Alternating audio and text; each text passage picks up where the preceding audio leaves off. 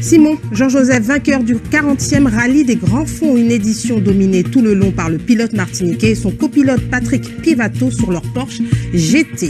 L'allié clap de fin sur le 40e rallye des Grands Fonds, une édition dominée d'une main de maître par le pilote martiniquais Simon Jean-Joseph sur sa Porsche GT.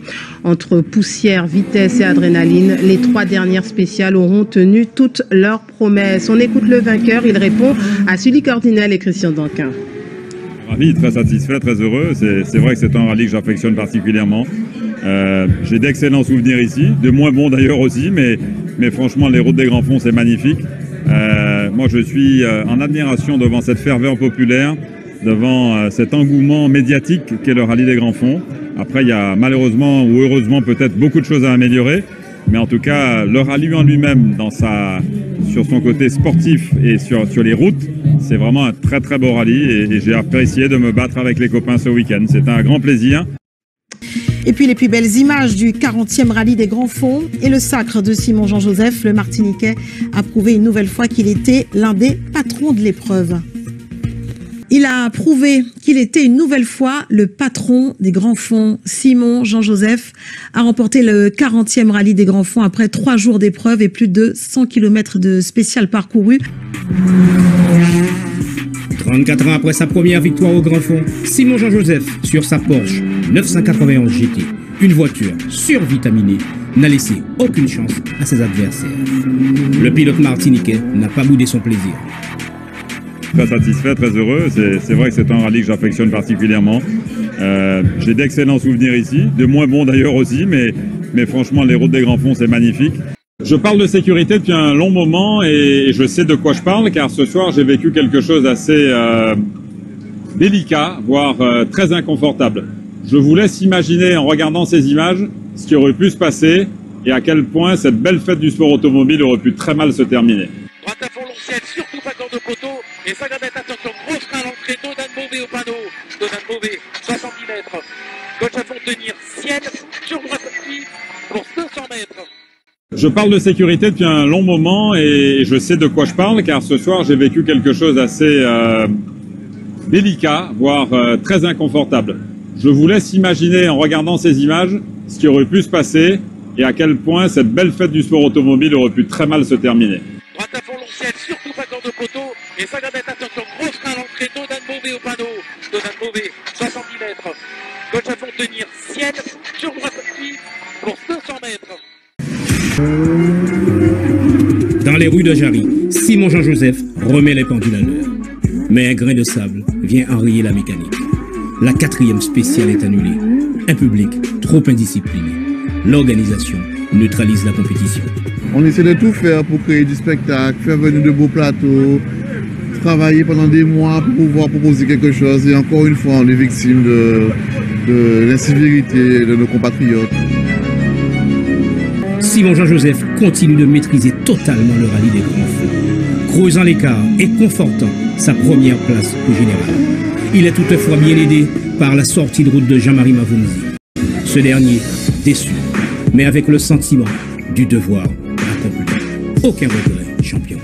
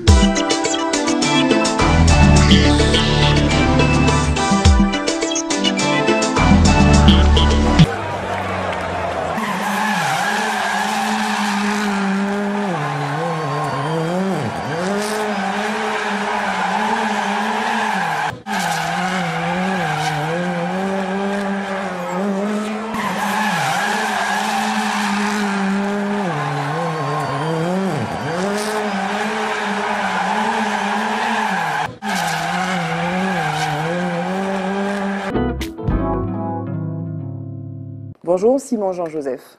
Bonjour Barbara Jean-Élie. Comment ça va? Très bien. Bien? Oui. Est-ce que tu peux te présenter s'il te plaît? Me présenter. Oui. Je suis un Martiniquais, né il y a déjà quelques années, en juin 1969, ici à la Martinique. Voilà, issu d'une famille mixte entre une maman européenne, un papa martiniquais, qui se sont rencontrés d'ailleurs aux États-Unis à une époque un peu particulière, fin des années 50. Voilà, et puis un grand-père qui est un bâtisseur, qui a fait beaucoup pour la Martinique. Je n'ai pas eu le plaisir de le connaître, en tout cas mon grand-père paternel. Et puis une famille hollandaise de maraîchers.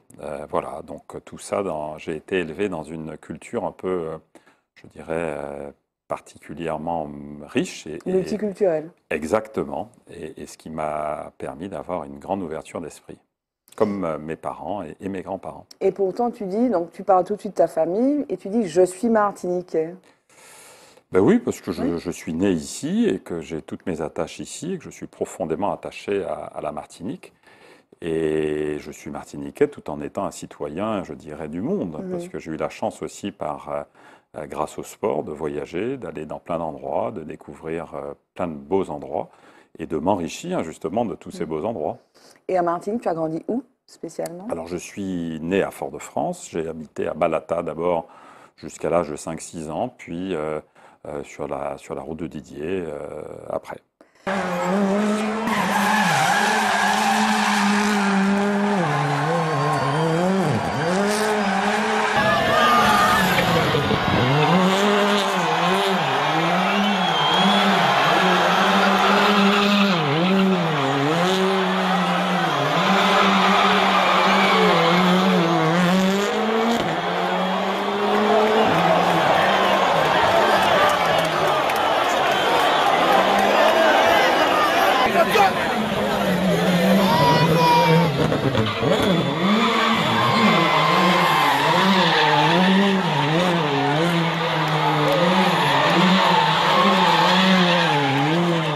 Et alors, tu es sportif, tu l'as dit vite fait, mais tu es Ouais. coureur de rallye, tu es pilote de rallye, tu es au volant d'automobiles qui vont vite, tu as fait des courses, tu as participé à des championnats du monde, des championnats de France, et puis aussi à des rallyes en Martinique. Voilà, tu l'as pas dit d'abord, tu es pilote automobile. Oui, oui, oui, je suis un sportif.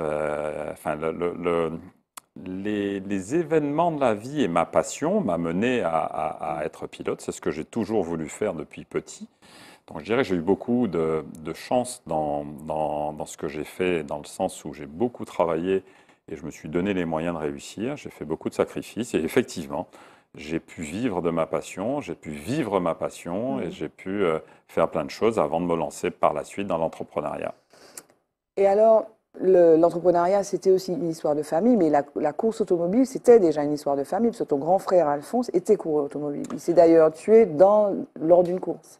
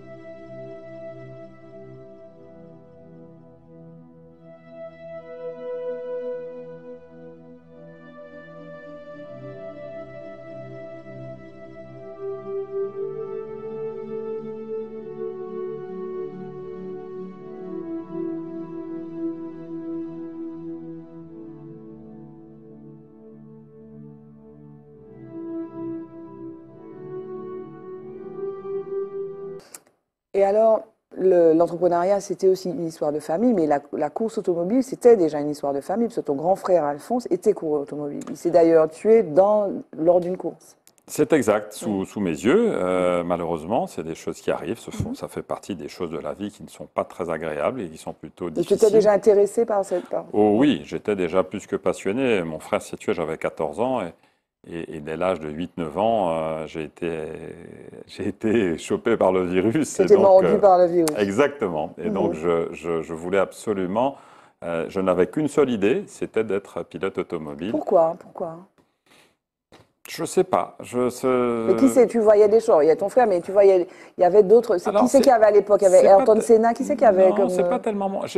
Alors, bien évidemment, le circuit me plaisait, et surtout la course entre Senna et Prost. C'était ça à l'époque, c'était alors Prost, oui, Senna, mais c'est deux choses différentes. Moi, j'étais très intéressé par le rallye. Oui, c'est tout à fait. Et c'est ce que j'ai fait. Et donc, c'est un peu comme le football et le rugby. C'est un peu, c'est des ballons, mais c'est pas les mêmes disciplines. C'est pas les mêmes, exactement. Okay.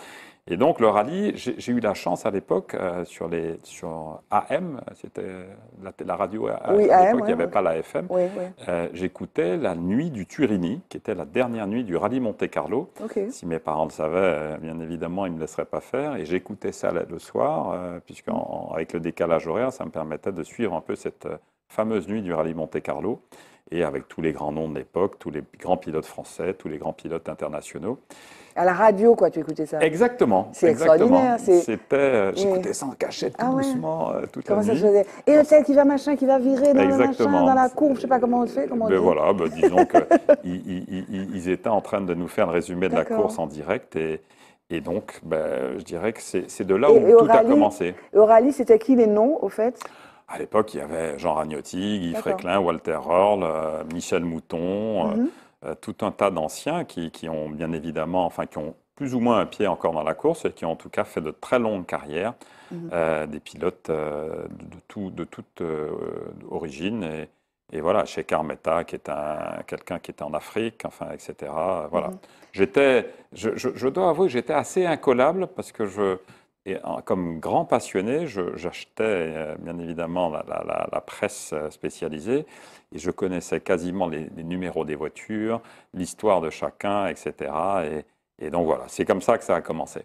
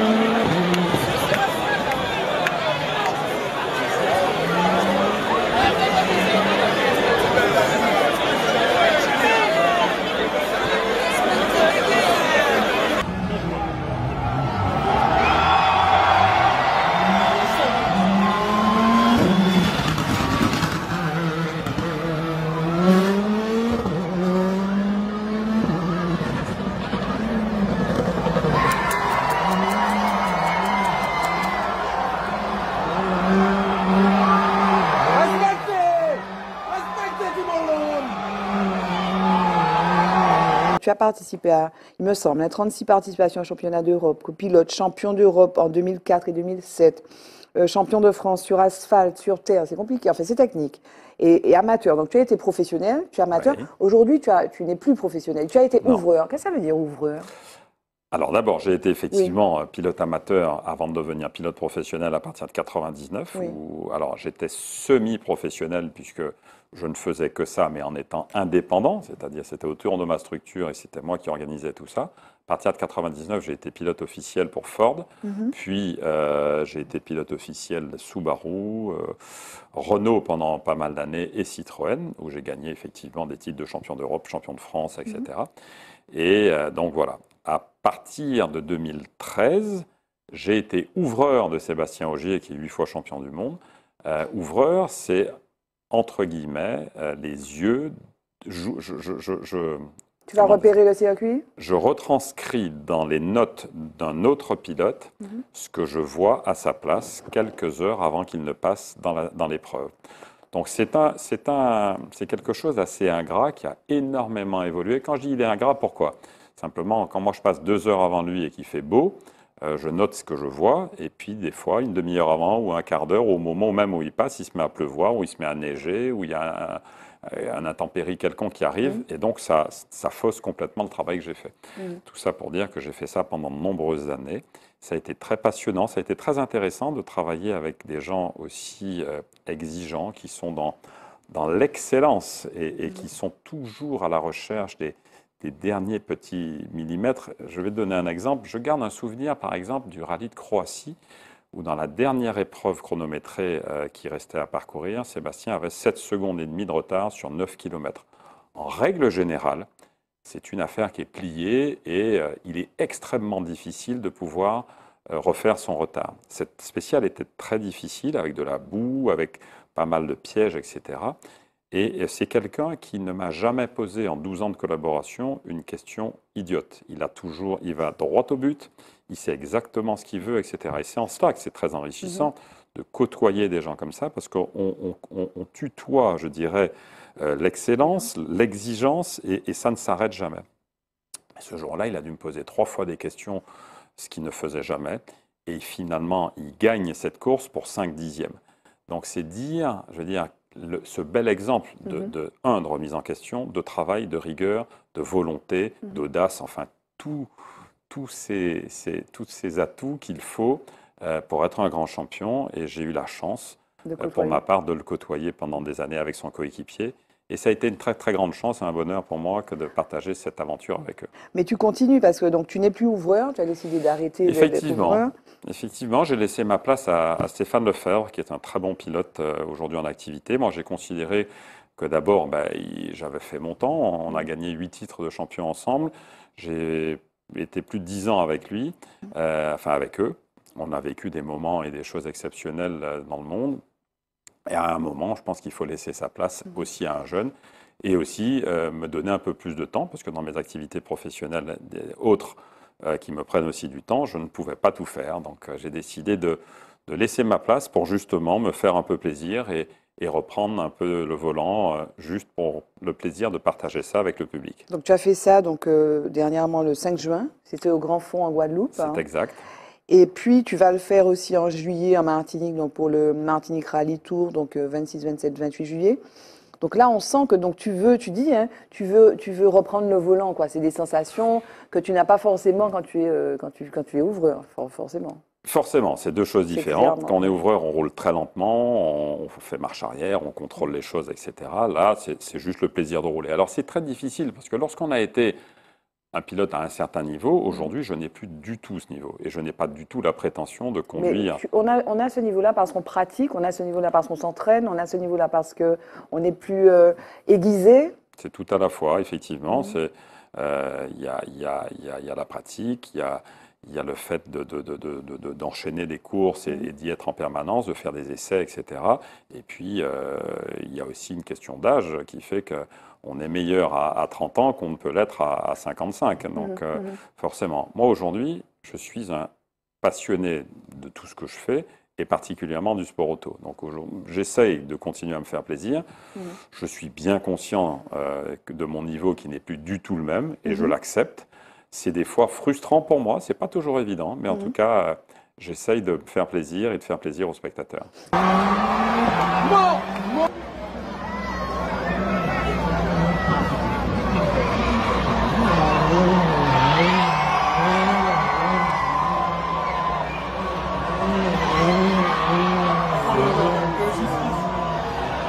Ouais, continue. Oh putain, Simon.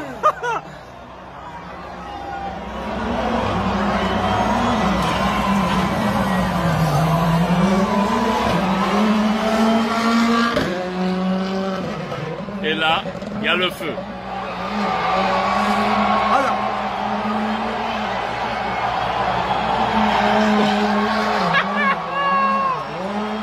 Oh purée.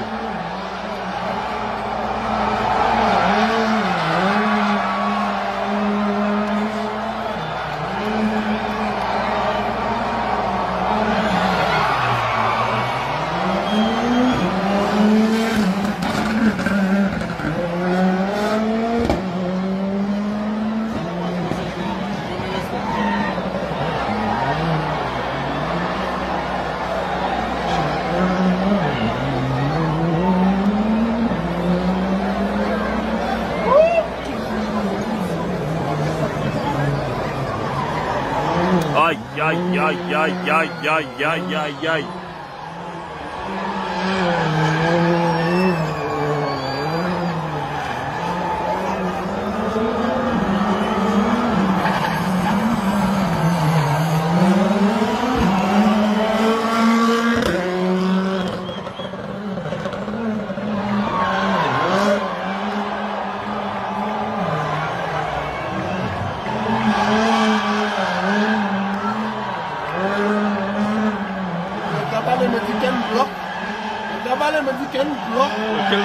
Lequel bloc local? Aïe, aïe, aïe, aïe, aïe, aïe, aïe.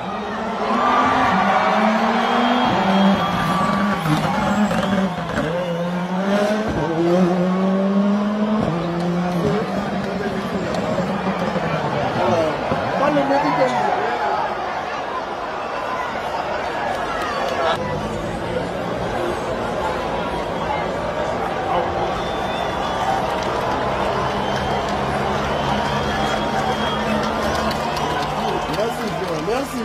La porte est ouverte. La porte est ouverte.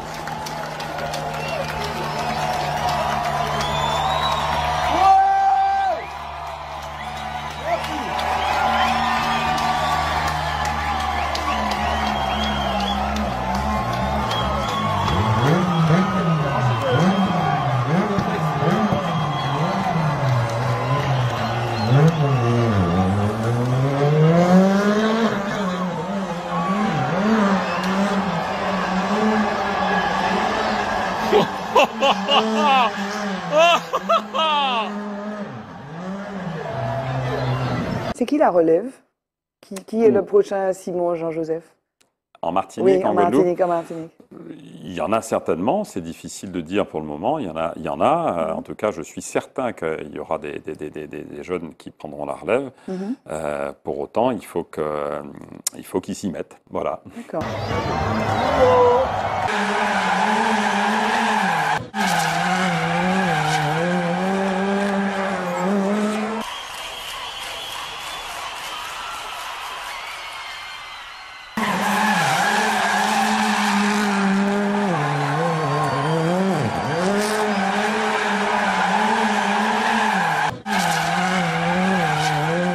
Tu as été donc le 17 juin porteur de la flamme olympique.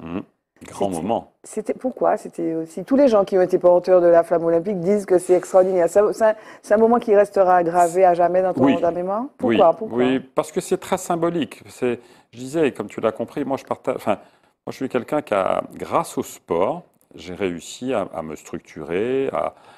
Je n'ai pas toujours été un garçon structuré. J'ai fait quelques bêtises quand j'étais jeune. Comme tout le monde. Comme tout le monde. Mais bon, en tout cas, j'étais peut-être pas prédisposé à faire tout ce que j'ai pu faire, et particulièrement dans le monde de l'entreprise.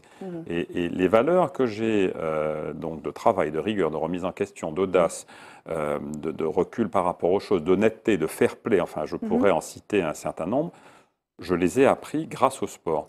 Et ce sport, aujourd'hui, m'a permis de faire ce que je fais. Je ne sais pas si j'ai réussi, et là n'est pas la question, mais en tout cas, j'arrive à avancer, faire mon bonhomme de chemin. Porter la flamme olympique, c'est pour moi de grandes valeurs. Et j'ai été d'autant plus touché lorsque je me suis retrouvé à Fort-de-France, avant déjà de la porter, puisque j'étais dans le cortège qui m'a amené à mon point de ralliement, c'était de voir toute cette jeunesse martiniquaise, tous ces jeunes qui avaient les yeux qui brillaient.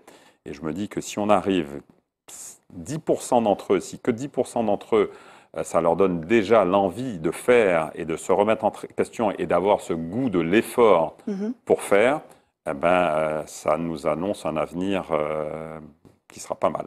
Tu es confiant, toi? Oui, parce que moi, je veux dire, de l'autre côté, je suis dans le monde de l'entreprise. Je veux qu'on en parle, oui. Et je vois bien la difficulté qu'on a aujourd'hui face à ce... Enfin, moi, j'ai la chance d'avoir une très bonne équipe. Et franchement, c'est un bonheur que de travailler avec eux. Mais je vois quand même la difficulté qu'on a au quotidien dans nos métiers divers et variés, que de trouver des gens qui ont ce goût de l'effort, ce goût du travail bien fait, ce goût d'aller au bout des choses, de tenir un engagement. Ça devient de plus en plus difficile. Tu es président directeur du port du Marin, notamment. Oui. Tu es engagé aussi sur la ZMO de Saint-Pierre? Oui. Ok. Donc tu es dans ce milieu-là. Donc Raconte-nous un petit peu comment ça se passe. Il y a un lien, tu l'as fait en fait, entre les valeurs qui t'ont été inculquées par le sport et ce travail-là en fait. Bah, d'abord, j'ai une très bonne équipe avec laquelle je travaille et je suis très bien entouré. Ensuite, j'ai eu la chance, je dirais, Et tu t'es formé à ça aussi, parce que tu es sportif, mais tu t'es formé à ça, non? Pas vraiment, Pas tant que ça, hein. pas vraiment. Je suis plutôt un autodidacte Ok. qui a appris sur le tas. J'ai eu la chance j'ai peut-être une capacité d'abord de m'adapter, mais aussi de beaucoup travailler et surtout de bien m'entourer. Comme je disais, j'ai réussi à transférer un peu ces valeurs que j'avais du sport Dans l'entreprise. Exactement. Et donc voilà, mais c'est une très belle aventure où j'ai beaucoup appris, qui est très enrichissante, très passionnante. Moi, comme je dis, tu m'as demandé si j'allais bien. Oui, je vais bien parce que je vis passionnément. Tout n'est pas parfait, évidemment. Il y a des choses qui vont moins bien, mais en tout cas... Lesquelles, par exemple? Lesquelles? Oh, rien ne marche jamais comme on veut, surtout lorsqu'on a beaucoup d'exigences, comme ça peut être mon cas. Mais dans l'ensemble, ça va bien. La suite pour toi, c'est quoi? La suite pour moi, Oui. continuer. J'ai plein de projets. Lesquels? Déjà, dans le nautisme, j'ai beaucoup de projets. J'y travaille énormément. Je suis dans du développement et essayer d'exporter notre savoir-faire. J'ai la chance aujourd'hui d'avoir une belle équipe qui m'a aidé à nous implanter en dehors de la Martinique. Et puis, on a plein d'autres projets. Où est-ce que vous êtes? Où est-ce? On est aujourd'hui au Canada. Et tu vois, ce qui est sympa, c'est que souvent, on importe des choses de l'extérieur pour aller en Martinique.